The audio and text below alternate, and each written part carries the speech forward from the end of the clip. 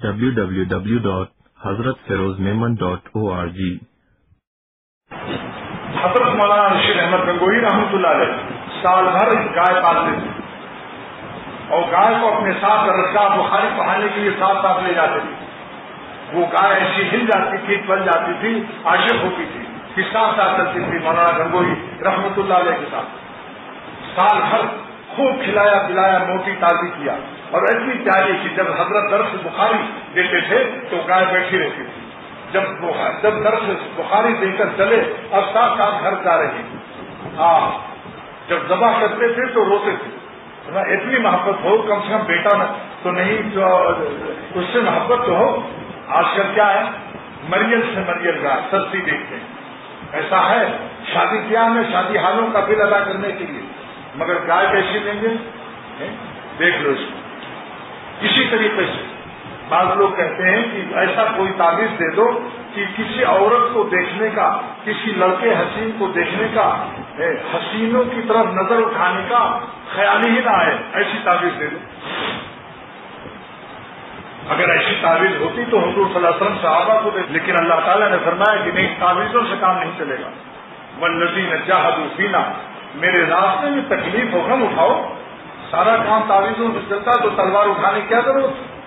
حضور صلی اللہ علیہ وسلم سب صحابہ کو تعویذ دیتے تھے، جنگ فتح ہو جاتی، لیکن 70 شہید احد کے دامن میں 70 شہید جو بزبان حال پڑھ رہے تھے، جس وقت حضور صلی اللہ علیہ وسلم امامت فرما رہے تھے، ان کے کوچے سے لے کر جنازہ میرا، جان دی میں نے جن کی خوشی کے لیے، بے خودی چاہیے بندگی کے لیے،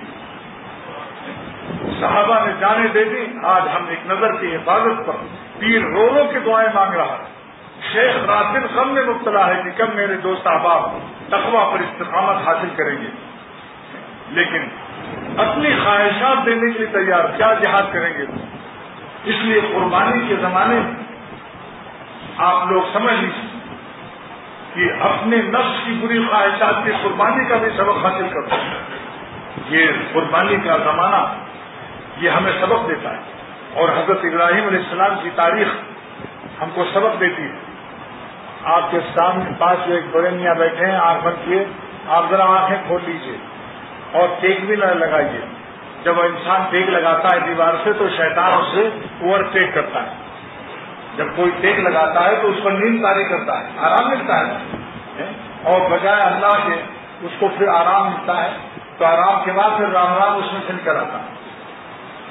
ایک لطیفہ یاد آ گیا، میں نے اپنے ایک دوست سے کہا کہ اگر مجھ کو ایک ہی ویزا نہیں مل جائے تو میں اکیلا چلا جاؤں گا، جبکہ میں میر صاحب کی خدمت اور ان کی رفاقت سے ضرورت مند ہوں۔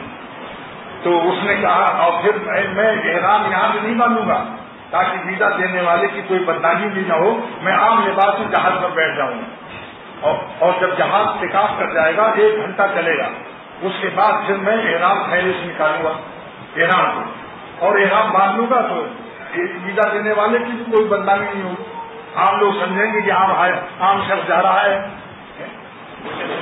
تو ایک دوست نے کہا، جو کونسلنٹ کا دوست، اس نے مجھے کہا کہ جب آپ 1 گھنٹہ ٹیکاف کرنے کے بعد جہاز پر سے اپنے تھیلے سے احرام نکالیں گے تو اس تھیلے سے میر صاحب ہی نکلیں گے۔ بس یہ سنانا تھا آپ کو، وہ جانتا ہے۔ اس نے کہا کہ جب تھیلے سے آپ احرام نکالیں گے 1 گھنٹہ جہاز چلنے کے بعد، تو اس تھیلے سے میر صاحب ہی نکلیں گے۔ ہے مزیدار بات کیا نہیں؟ اس کی یہ بات بہت مزیدار معلوم ہوئی۔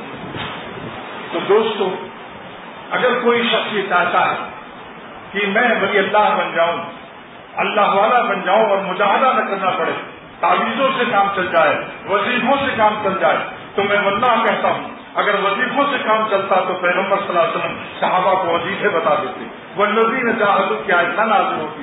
اللہ پاک فرماتے ہیں میرے راستے میں تکلیف اٹھاؤ، نفس کے برے برے تقاضے، نفس کی خبیث خبیث خیالات گندے، ان تقاضوں پر عمل مت کرو، اور عمل نہ کرنے سے، اپنی بری خواہش کو چھوڑ دینے سے نفس ظالم اور دشمن کو جو غم پیدا ہو تو اس سے اپنا غم مت سمجھو، وہ دشمن کا غم سمجھو.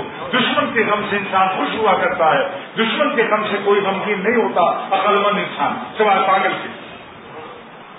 لہذا جب گناہ چھوڑنے سے نفس میں غم پیدا ہو تو سمجھ لو یہ غم ہمارا نہیں ہے، یہ غم نفس دشمن کا غم ہے، اور دشمن کے غم سے خوش ہونا چاہیے. اور کی علمت فرماتے ہیں، آپ ایک جملہ غور سے سنیے، جب گناہ نہ کرنے سے، نظر کو بچانے سے، حسینوں سے نظر بچانے سے نفس میں غم پیدا ہوتا ہے، اسی وقت روح میں نور پیدا ہوتا ہے. اسی وقت روح میں نور پیدا ہوتا ہے جو اس کو اللہ والا بنا دیتا ہے.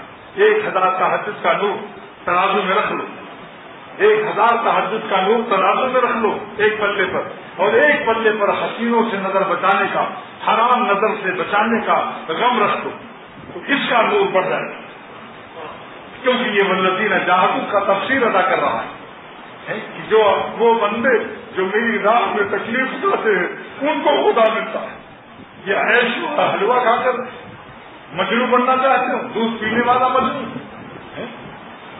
یہ نفس کو دھوکہ دینا ہے، خود اپنے پیر میں کلہاڑی مارنا ہے.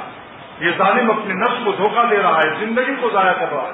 کسی دن ویزا ختم ہوگا اور جنازہ نامراد، اس نامراد کا جنازہ گناہگار زندگی کے ساتھ دفن ہو جائے. جلدی کرو، دیر نہ کرو دوستو. ہو رہی ہے عمر مثل برف کم، ہو رہی ہے عمر مثل برف کم، رفتہ رفتہ چپکے دم بدم. ایک شخص برف بیچ رہا تھا، کچھ لوگ گھر میں قیلولہ کر رہے تھے، آرام کر رہے تھے. اس کا برف کم ہوتا جا رہا تھا. اس نے زور سے اذان کی طرح سے چلا کر کہا، ارے محلے والوں جلدی سے برف خرید لو، میری پونجی گل رہی ہے، ختم ہو رہی ہے. مولانا رومی نے اس وقت یہ شعر کہا کہ دیکھو تمہاری زندگی کی پونجی گل رہی ہے برف کی طرح، ایک دن پتہ چلے گا، ایک دن بھی اب باقی نہیں ہے، اب جنازہ قبرستان جا رہا. اگر جیتے جی ولی اللہ نہ بنے تو کیا خبر میں جا کر جنازہ ولی اللہ بنے گا؟ مردہ. www.hazratfirozmemon.org